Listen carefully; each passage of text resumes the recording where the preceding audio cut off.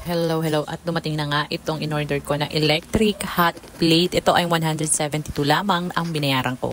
Kasama na yung shipping fee. So ito ay bali 180 something. So may mga discount ako dun sa shop, dun sa mismong seller at saka dun sa TikTok. So kaya umabot siya ng 172.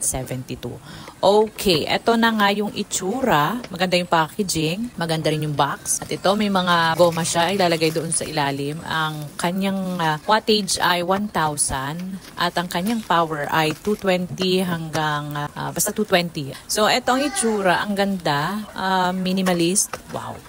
Pwede siya sa mga nagbo-board or sa mga estudyante or sa mga may trabaho na palagi nagmamadali or yung hindi na kailangang bumili ng stove or ng gasol.